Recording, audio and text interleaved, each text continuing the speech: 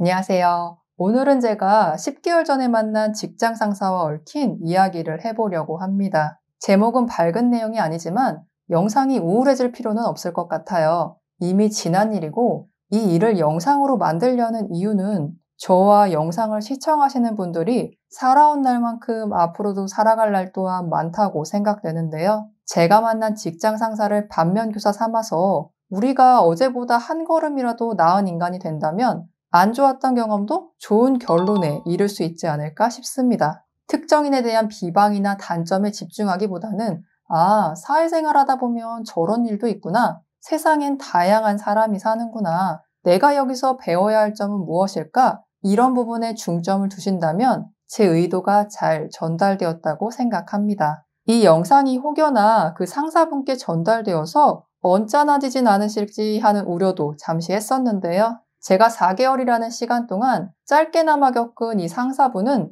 어리석고 지능이 낮아서 이 영상을 보더라도 본인 이야기인지 모를 것 같다는 생각이 들었습니다. 지능이 높은 사람들은 공감 능력 또한 높아서 상대방의 감정을 헤아리는 말그릇을 가지고 있다고 배웠는데요. 이분은 이타심이 전혀 없고 제가 지금까지 만나온 직장 상사 중에 가장 상식 밖의 말과 행동을 매 순간 쏟아붓는 분이었습니다. 오늘 영상은 제가 4개월 동안 상사께 겪은 일화 중에 몇 가지를 하루라는 시간으로 구성한 이야기인데요. 한날에 모두 일어난 일은 아니지만 거의 매일 핀잔, 망신주기, 질책, 짜증이었기 때문에 입사 후 며칠이 지나고부터는 정신적으로 미성숙한 사람이라 불쌍하다는 생각까지 들었습니다.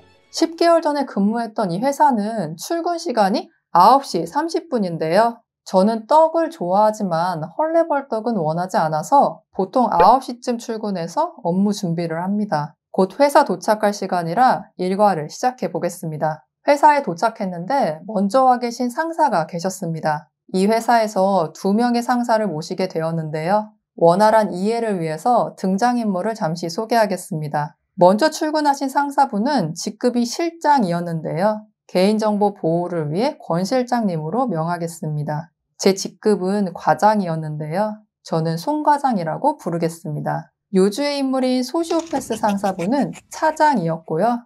유 차장님으로 지칭하겠습니다. 출근했더니 권 실장님이 먼저 출근하셔서 거래처와 통화 중이셨고 저는 소모품 정리를 하러 탕비실에 갔습니다. 그런데 탕비실 개수대에 아이스팩이 버려져 있는 거예요. 냉동식품 구매하면 냉동 효과 유지를 위해 같이 보내주는 얼음 봉투 같은 거 있잖아요.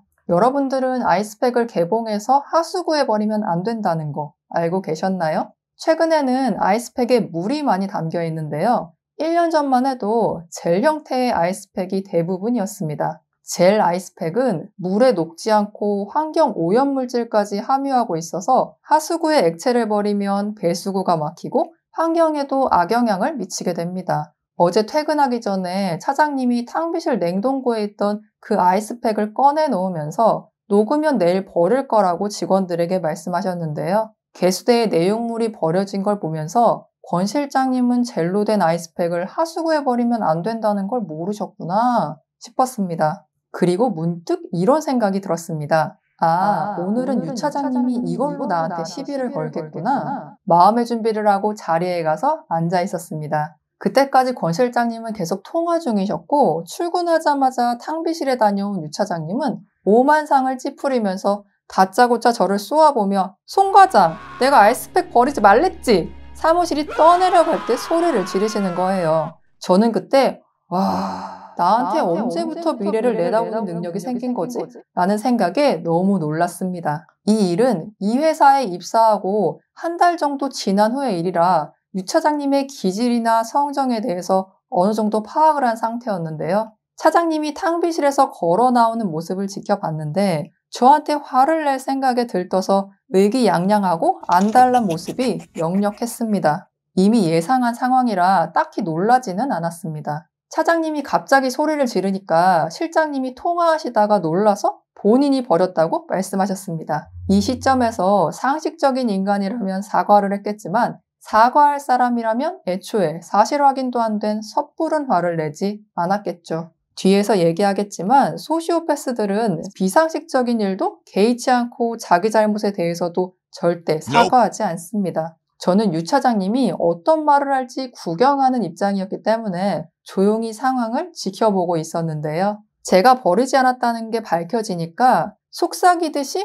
혼잣말로 그거 하수구에 버리면 안 되는데 그러고는 아무 일 없다는 듯 업무를 시작하셨습니다. 곧 권 실장님이 거래처와의 통화를 끝내시고는 아이스팩 얘기를 꺼내시는 거예요. 그랬더니 유 차장님은 바로 전에 발악한 사람이 맞나 싶을 정도로 깔깔깔 웃으면서 본인만 아는 정보를 가르쳐준다는 듯 우월감에 빠져서는 아이스팩 개봉해서 버리면 안 된다고 일장 연설을 하고 에피소드가 끝났습니다. 자신보다 낮은 위치에 있는 사람이라고 기만하고 무책임하게 잘못을 떠넘겼음에도 양심에 가책이 없는 유 차장님을 보면서 본인 인생에 대한 책임감이 없는 사람이라는 생각이 들었습니다. 얼마나 자기 자신이 무가치하고 후졌다고 생각하면 아이스팩을 개수대에 버렸느니 마느니 그런 하찮은 일로 아까운 시간과 에너지를 낭비하면서 다른 사람을 윽박지르고 망신주고 이런 저질인 행위에나 만족감을 느낄까 하는 안타까움마저 들었습니다. 다른 사람이 소모품을 정리해 놓으면 답답하다는 듯이 짜증을 내면서 본인이 다시 정리를 해놓는 분이었는데요. 크게 달라진 게 없는데 본인의 내면이 공허하다 보니까 탕비실에 있는 간식을 오른쪽으로 옮기면서 왼쪽에 놓은 사람을 나무라는 소소한 건수로 우월감을 채우고 싶었던 것 같습니다. 그런 거라도 붙잡고 있지 않으면 동년배 직장 상사보다 경력은 많은데 직급이 낮으니 맨정신으로 회사를 다니기에는 직장 동료들 대하기에 자존심이 허락하지 않았겠죠. 출근하자마자 직장 상사께 제가 하지도 않은 일로 호되게 혼났는데 아직 10시밖에 안 되었습니다. 오늘도 하루가 길 것 같습니다. 아침에 집에서 나오면서 개별 포장된 커피 믹스를 몇 개 챙겨왔습니다. 저희 엄마는 지병으로 당뇨병을 앓고 계시는데요. 일상생활에는 특별히 문제가 없지만 음식물을 섭취할 때 혈당에 대해서 항상 신경을 쓰십니다. 커피 믹스를 마실 때도 설탕 대신 스테비아라는 식물에서 추출한 스테비오사이드라는 감미료가 함유된 제품으로 드시곤 합니다. 포털 사이트 검색에 따르면 스테비오사이드의 감미도는 설탕의 300배에 달해서 당뇨병 환자용이나 저칼로리 식품의 천연 감미료로 사용된다고 표기되어 있습니다. 저희 회사에도 커피 믹스가 여러 종류 비치되어 있는데요. 모두 설탕이 들어있는 제품이었습니다. 상사분들은 이제 50대가 된 분들이신데요. 며칠 뒤에 건강검진을 할 예정이라 점심시간에 종종 당과 관련된 걱정을 하셨습니다. 회사에는 과자가 종류별로 있고 신제품이 나오면 사 먹을 정도로 두 상사분이 간식을 좋아하셨는데요. 공복에 출근하시다 보니 오전에 기운이 없어서 간식을 더 드시는 것 같았습니다. 저는 배고플 때 말고는 간식을 잘 안 먹는 편이고 아침 식사도 항상 먹고 회사에 도착했기 때문에 두 분의 대화를 주로 듣는 편이었는데요. 마침 집에 있는 당이 적은 커피 믹스가 생각나서 챙겨오게 된 것이었죠. 출근해서 탕비실에 커피 믹스를 갖다 놨는데 아이스팩 때문에 잊고 있다가 생각나서 드셔보시라고 말씀드렸습니다. 그랬더니 유 차장님께서 그거 의학적으로 증명된 거 아니야 라고 하시는 거예요. 속으로 너무 웃겼는데 겉으로 티를 낼 수가 없어서 진지하게 네, 그렇군요 하고 추임새를 짤막하게 넣어드렸습니다. 제가 의학 박사도 아니고 이 커피 믹스의 생산 공정을 본 게 아니니까 답을 안 했는데요. 사장님의 대응이 웃겼던 이유는 상사분들은 일주일에 3번 이상 점심 식사 후에 커피 전문점에서 제조해주는 커피 믹스를 드셨고 탕비실의 간식은 출근해서 그리고 퇴근 전에 하루도 빠짐없이 심지어 점심 식사 후 사무실에 들어와서도 드시는 분들이었습니다. 과자, 아이스크림, 바닐라 라테 이런 간식들을 시도 때도 없이 드시는 분이 천연 감미료가 설탕보다 좋다 나쁘다는 의학적 증명을 운운하는 걸 인지 부조화라고 하죠. 본인이 무슨 말과 행동을 하고 있는지조차도 모르고 그저 타인을 깎아내리고 틀렸다고 부정하면서 어떻게든 본인이 남보다 잘났음을 증명하고 싶어 입으로만 떠들 수밖에 없는 모습이 딱하고 불쌍해 보였습니다. 지배욕은 큰데 지능이 낮으니까 차장님도 마음대로 안 되는 본인 인생이 답답할 것 같습니다. 이분이 매일 하는 잡담으로는 어젯밤 본 TV 프로그램 얘기, 거기 나온 연예인이 과거에 어쨌다는 둥, 재산이 얼마라는 둥, TV에 나온 일반인 중에 부러움의 대상 깎아내리고 무시하기, 이혼을 몇 번 했다더라, 직업이 의사네, 검사네, 나는 훌륭하고 대단한 사람인데 가족을 잘못 만나서 사회 때문에 내가 힘들다. 쉴 새 없이 하루 종일 떠드는 이야기의 전부는 모두 남 얘기였습니다. 본인 인생은 본인도 쳐다보기 싫은 건지 세상사가 모두 남 탓이었죠. 이렇게 불평과 불만으로만 세상을 삐딱하게 바라보는 사람에게 새로운 지식이 담아질 자리가 있을까요? 세상은 자기 심보만큼만 아름답게 보인다고 생각합니다. 아무리 작은 목표라도 성장할 수 있는 달성 과제를 하나씩 헤쳐나가다 보면 어제보다 오늘 더 나아지는 거잖아요. 그런데 그 시선이 내 안이 아니라 다른 사람에게 집중되어 있으니까 뭐라도 하나 흠잡을 거 없는지 구석구석 찾아내면서 도파민 분출을 위해 노력하는 거죠. 이 영상을 보시는 여러분들은 유 차장님 이야기를 통해서 본인의 시간을 소중히 대하고 그로부터 매일 한 걸음 성장하는 분들로 거듭나시길 바랍니다. 드디어 점심시간이 됐습니다. 11시 30분부터 점심시간이 시작되는데요. 업무지구는 아니지만 주변에 회사가 많은 곳이라 11시 반에 식사하러 외부로 이동합니다. 권 실장님과 유 차장님은 간식 외에도 먹는 걸 좋아하셔서 이 식당, 저 식당 배회하는 걸 즐기셨는데요. 가끔은 일하러 와서 먹는 건지 먹으러 와서 일하는 건지 헷갈리는 날도 있었습니다. 그런데 오늘은 꾸물꾸물하면서 인원수보다 음식을 적게 시키는 거예요. 원래 그런 분들이 아니시거든요. 저는 메뉴 선택에 발언권이 없기도 하고 출근한 지 며칠 안 돼서 이 지역의 음식점들도 몰랐기 때문에 이분들이 주문하는 대로 지켜보고 있었습니다. 식사를 마치고 나왔는데 점심을 먹었다는 느낌이 없었습니다.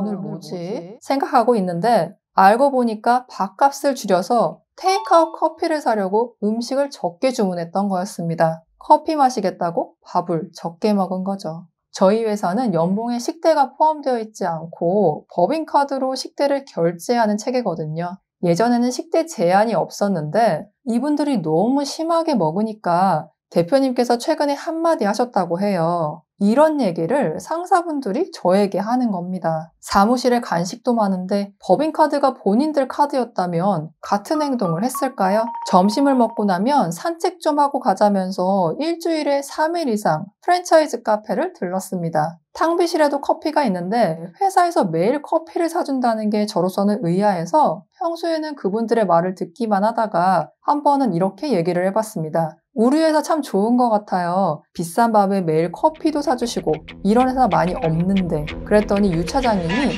대표님이 커피 마시라고 한 적 없어. 그냥 우리가 눈치껏 상황 봐가면서 마시는 거야. 썩은 미소를 지으면서 키득키득 웃으셨습니다. 차장님의 지능으로는 다른 사람이 본인 발 아래 있다고 생각하면서 눈 가리고 아웅하는 태도가 대단한 능력 발휘였던 거죠. 지금 내가 바닥이라 할지라도 내 모습을 있는 그대로 보고 어떻게 하면 앞으로 나아갈 수 있을지 고민하고 자신을 사랑한다면 얕은 수로 남을 속이기 전에 자신을 속이는 행동은 하지 않을 것 같다는 생각이 들었습니다. 본인의 인생이 너무 하찮고 마주하기가 싫으니까 이렇게라도 정신승리를 하지 않으면 사는 게 버겁겠구나 싶었습니다. 오늘도 산책 끝나면 커피를 사서 사무실에 가자는 얘기가 나왔습니다. 그런데 어쩌다 한 번도 아니고 남의 돈도 돈인데 아깝다는 생각이 들어서 저는 3주에 한 번 정도 마시면서 상사님들 기분 상하지 않는 선에서 거절 의사를 밝혀왔는데요. 오후에 커피를 안 마시기도 하고 밥 먹은 직후니까 배불러서 2번만 드시라고 말씀드렸습니다. 여기까지 이야기를 들어주신 분들은 아시겠지만 유 차장님은 심보가 고약하고 꼬인 사람이잖아요. 커피 전문점 커피가 아니라 탕비실에 있는 커피를 마시겠다고 하는 것도 눈에 가시 같았나 봅니다. 제가 안 마시면 본인들이 한 잔이라도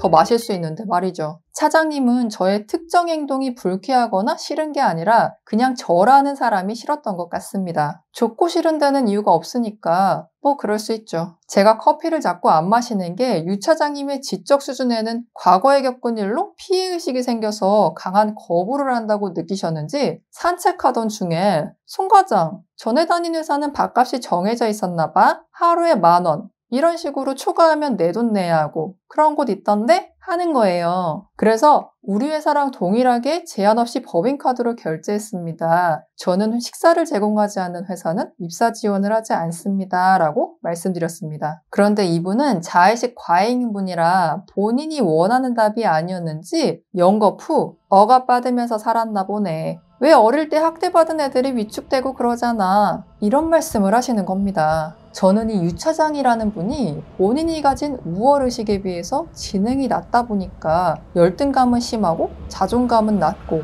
무례함이 결국 무식으로 이어지는 품격이 없는 사람인가 보다 생각해 왔었는데요. 조금 전에 들은 말로 제 귀를 의심하면서 경악을 금치 못했습니다. 직감적으로 이 사람은 소시오패스 성향의 정신질환자라는 느낌을 받았습니다. 그날 밤 집에 가서 구글에 소시오패스와 사이코패스의 특징을 검색해 봤는데요. 이렇게 폭력적인 말을 아무런 거리낌도 없이 오늘 점심 뭐 먹을까? 정도의 일상적인 대화처럼 한다는 게 지능도 문제지만 정신병과 관련이 있을 것 같다는 생각이 들었거든요. 억압받으면서 살았을 것 같다는 둥, 가정폭력에 시달린 애들이 어떠하다는 둥, 이런 표현들은 상대방의 지위여하를 막론하고 굉장히 조심스럽고 2차 가해가 될 수 있는 얘기잖아요. 상대방이 실제로 그런 일을 겪은 경험이 있더라면 심각한 상처가 될 말인데 차장님의 입이 너무 가볍다는 게 굉장한 충격으로 다가왔습니다. 한편으로는 본인의 경험을 다른 사람에게 투영하는 게 아닌가라는 생각도 들었습니다. 실제로 이분의 얘기를 듣다 보면 부모님에 대한 불만이 매우 컸는데요. 어릴 적 충분한 사랑을 받지 못한 채로 비뚤어진 성장 과정을 거치면서 다른 사람에게도 사랑을 베풀 마음의 여유가 없이 성인이 되고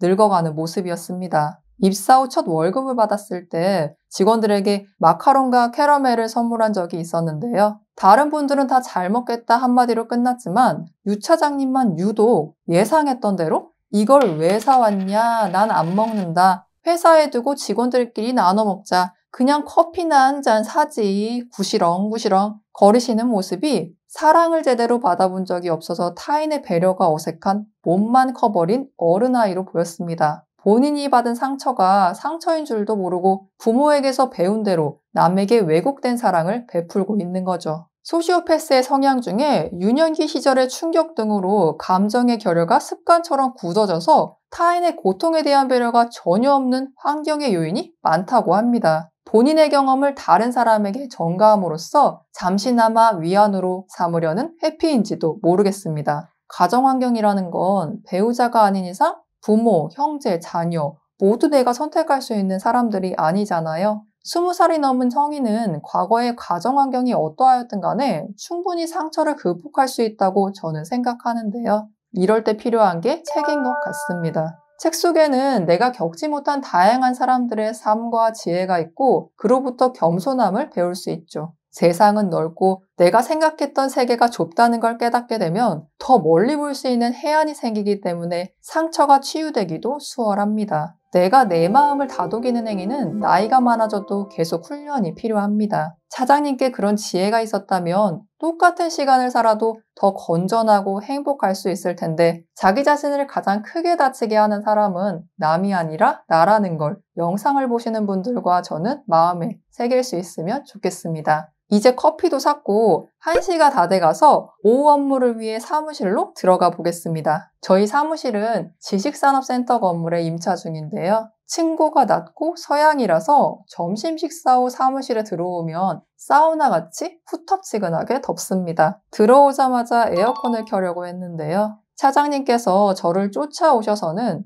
점심 식사하러 밖으로 나갈 때 왜 에어컨을 껐냐면서 또 그 괴상망측한 표정으로 강압적인 소시오패스 태도를 선사해 주셨습니다. 점심시간에는 전 직원이 모두 식사하러 나가기 때문에 아무 생각 없이 에어컨을 끄고 다녔는데요. 산책 중에 한 답변이 본인이 원했던 제 인생이 아니었는지 못마땅함이 얼굴에 덕지덕지 붙어서는 에어컨 전원을 누르는 걸 확인 후 저를 노려보면서 더워! 나갈 때 에어컨 꺼놓지 마! 이렇게 쏘아붙이고 본인 자리로 가셨습니다. 남한테 딴죽이나 걸면서 으스대는 치졸한 뒷모습을 보는데 며칠 전 차장님이 직원들에게 했던 이야기가 생각났습니다. 본인이 사는 집이 낡아서 겨울에 난방비가 많이 나온다는 거예요. 그래서 올겨울에는 난방을 안 하려고 두꺼운 이불을 찾아보고 있다는 겁니다. 내난방비 아끼는 건 검소한 행동이고 남이 내는 전기료는 정당한 권리라는 차장님의 뇌구조를 떠올려 보면서 이분은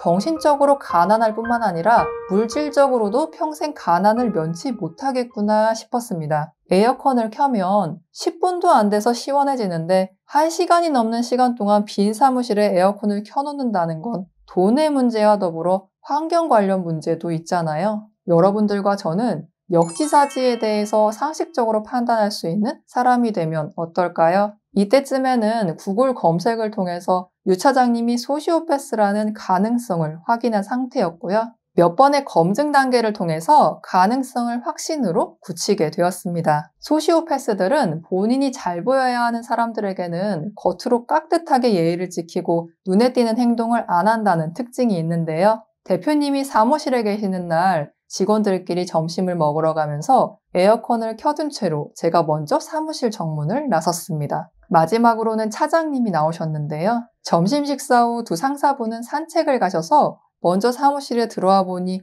대표실 외에는 에어컨이 꺼져 있었습니다. 대표님이 계시니까 차장님이 에어컨을 끄고 사무실을 나오지 않으실까 생각했던 걸 확인할 수 있었습니다. 이날도 사무실 안은 더웠지만 소시오패스들은 자신의 이익을 보호하기 위해서라면 물불을 안 가리고 납작 엎드리기 때문에 가치관이라는 게 없고 상황에 따라 이중적인 태도를 아무렇지 않게 정당화한다는 자기중심적 특징도 있는데요. 대표님께 밉보일 행동은 본인에게 득이 되지 않기 때문에 잊지 않고 에어컨을 끈 것으로 보였습니다. 유 차장님은 대표님이나 권 실장님께는 웃으면서 간사한 태도를 보이다가도 회사에 모르는 영업사원이 방문하거나 본인보다 사회적 지위가 약하다고 판단되는 사람을 만나면 말투가 싸늘하게 변했습니다. 한 번은 차장님이 사적 모임에서 만난 본인보다 나이 많은 지인을 이유 없이 울렸다는 이야기도 했었는데요. 차장님께 이 정도의 일화는 인간게임에서 승리한 가벼운 웃음거리에 지나지 않았습니다. 나이라는 건 살아있으면 그냥 먹어가는 거고 진짜 어른은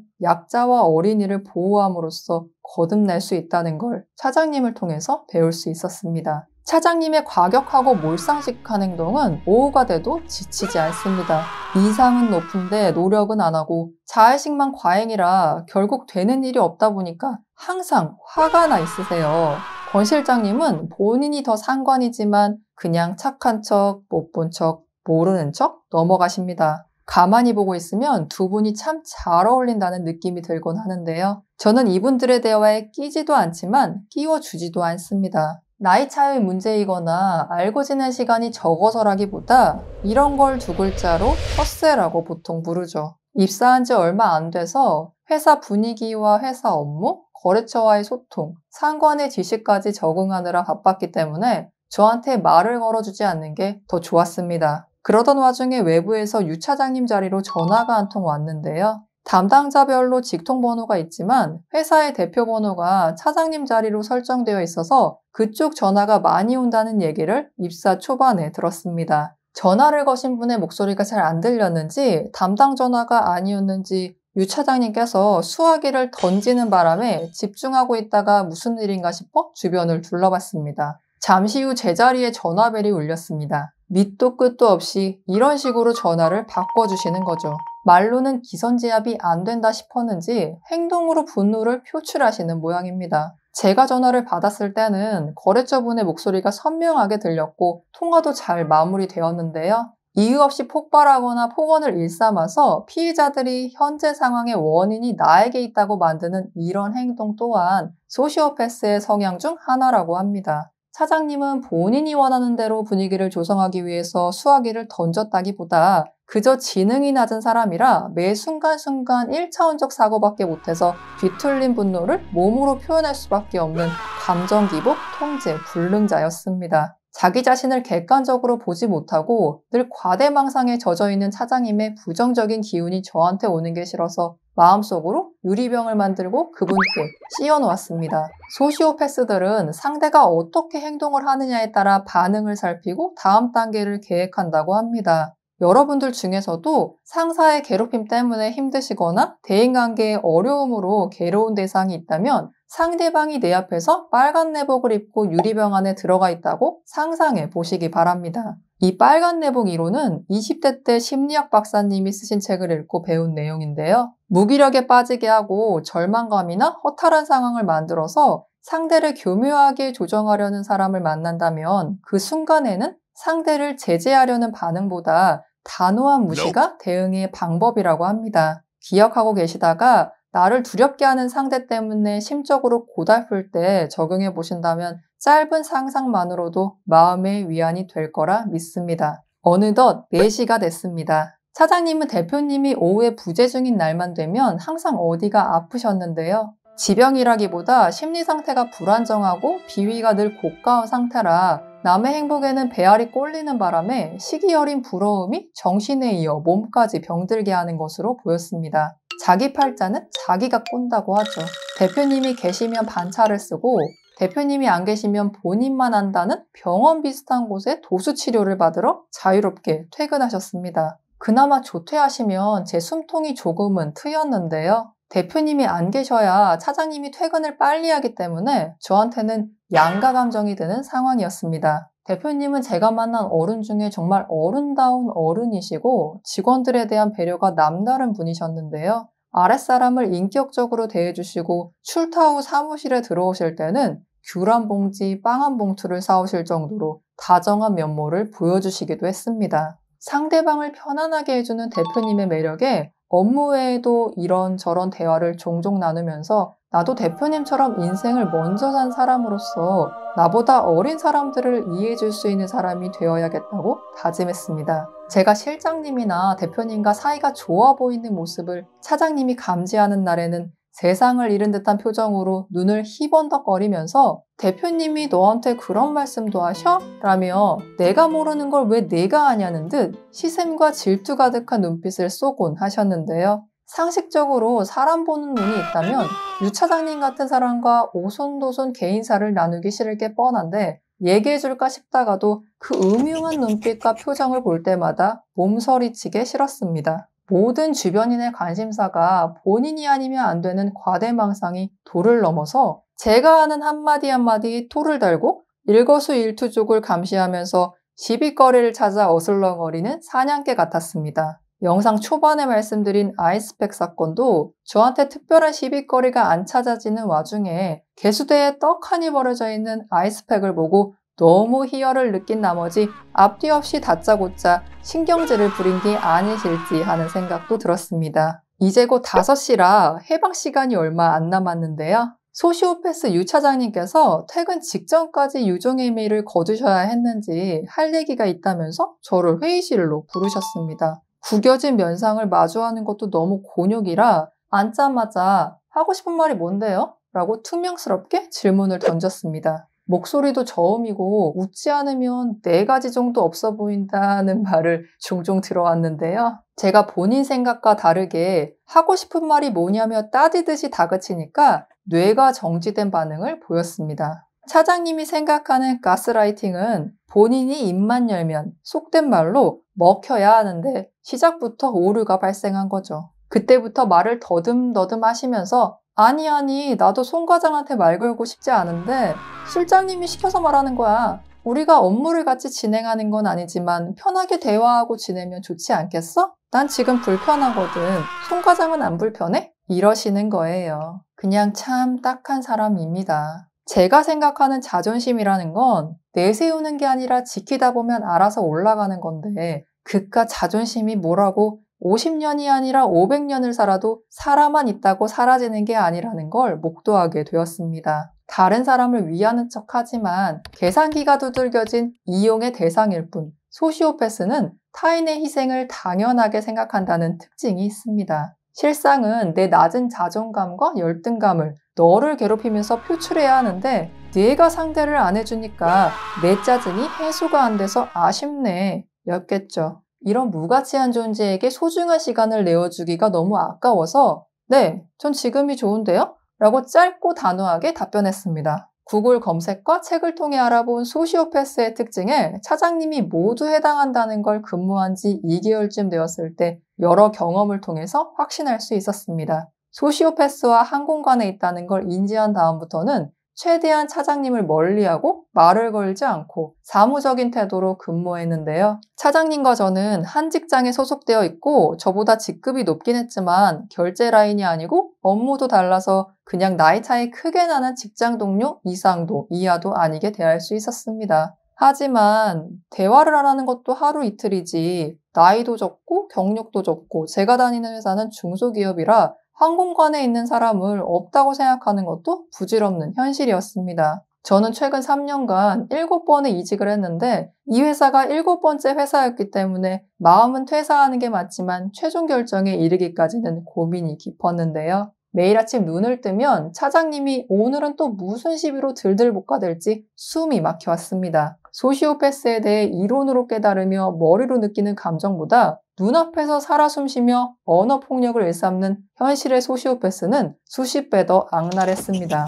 차장님은 이 회사가 망하지 않는 이상 절대 퇴사를 못할 사람이기 때문에 차장님의 감정 쓰레기통이 되는 것 말고는 더 이상 이곳에서 할 수 있는 일이 없다는 결론을 내리게 되었습니다. 저는 평소 감정 기복이 없는 사람인데요. 언제든지 또 회의실로 불려갈 수 있을 거라는 끝없이 무한 반복되는 직장 내 괴롭힘이 제 근로 생활에 마침표를 찍게 만들어 주었습니다. 드디어 길고 길었던 업무 시간이 종료되고 퇴근할 시간이 되었는데요. 소시오패스 유 차장님과 회의실에서 나눈 대화로 확실히 퇴사를 마음먹고 내일 상부에 사직서를 제출할 예정입니다. 소시오패스를 만났을 때 가장 좋은 방법은 눈치채지 못하도록 조용히 헤어지거나 멀어지는 것입니다. 하지만 당장 헤어지지 못하거나 계속 마주할 일이 생길 수도 있을 것 같은데요. 약한 사람에게는 으름장을 놓고 강한 사람에게는 납작 엎드리는 어리석은 소시오패스들은 약해 보였던 사람이 갑자기 강한 모습을 보이면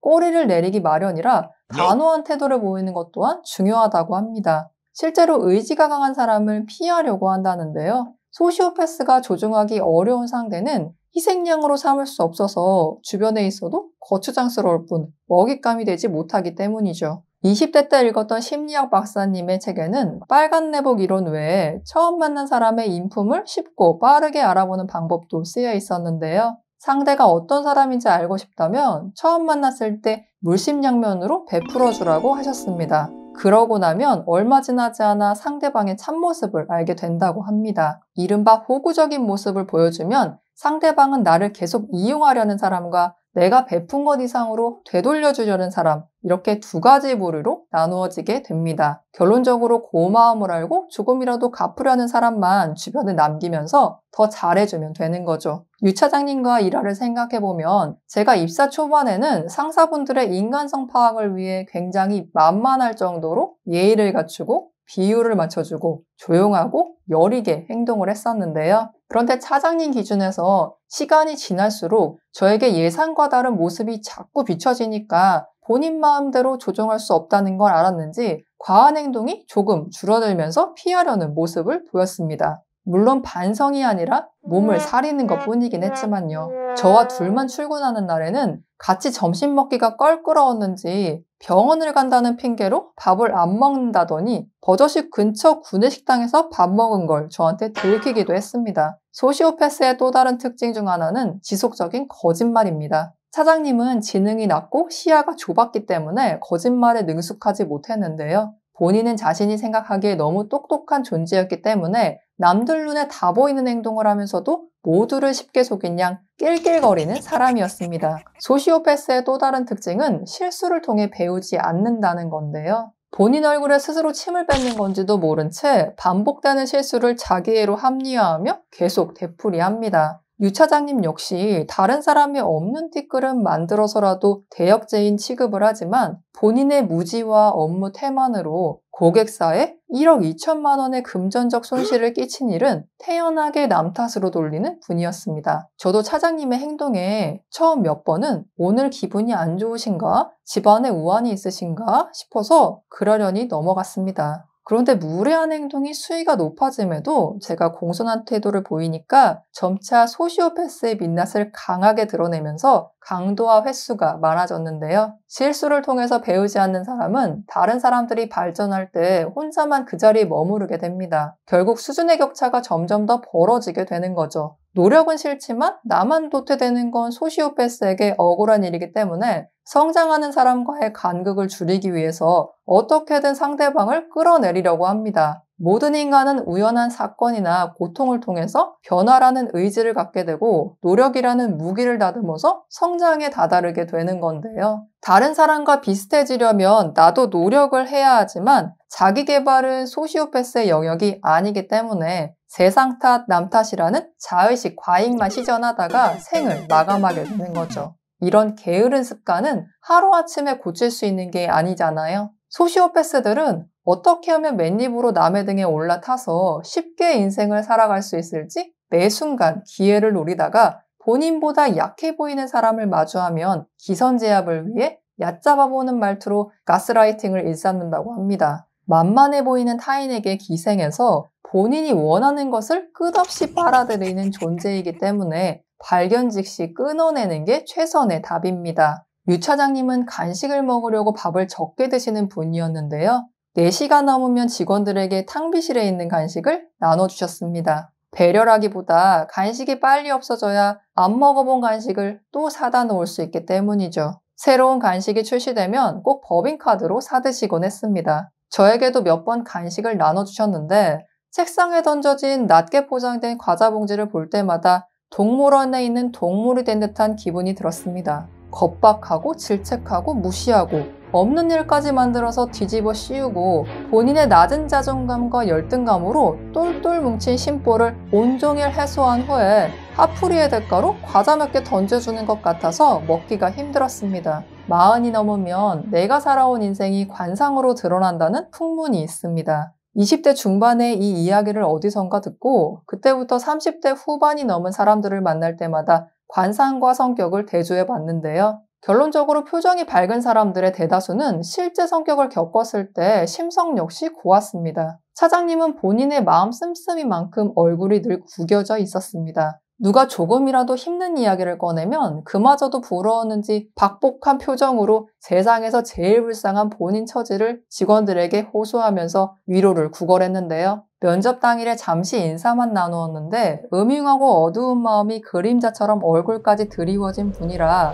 대면한 순간 복병이 될 거라는 직감을 아직도 잊을 수 없습니다. 이제 퇴근해서 집에 왔습니다. 소시오패스 직장 상사를 4개월 정도 겪으면서 일어난 일들을 하루의 일과로 정리해 보았는데요. 이 영상을 시청해주시는 분들이 지금 어떤 삶을 살고 계시는지, 몇 년생이신지 알 수 없어서 이야기를 통해서 어떤 감정선과 깨달음을 느끼셨을지 모르겠습니다. 소중한 시간을 내어서 영상을 봐주신 만큼 특정인에 대한 험담이나 노여움보다 세상에는 이런 사람도 있구나. 이런 사람들을 반면교사 삼아서 내가 살아가야 할 삶을 앞으로 어떻게 만들어가야 할까 등에 대한 하나의 방향이 생각나신다면 좋겠습니다. 인생이란 자신이 열중할 수 있는 일을 찾아가는 여행이다 라는 말이 있는데요. 인생은 한 번이고 지금 이 순간도 멈추지 않고 흘러가는 중이기 때문에 유 차장님처럼 남의 인생을 대신 살기보다 자신의 남은 인생을 아끼고 그로부터 발전할 수 있는 성숙한 인격체가 된다면 밝고 선한 영향력을 가진 긍정적인 사람들이 많아지면서 세상이 좀 더 아름다워질 거라 생각합니다. 끝까지 이야기 들어주셔서 감사합니다.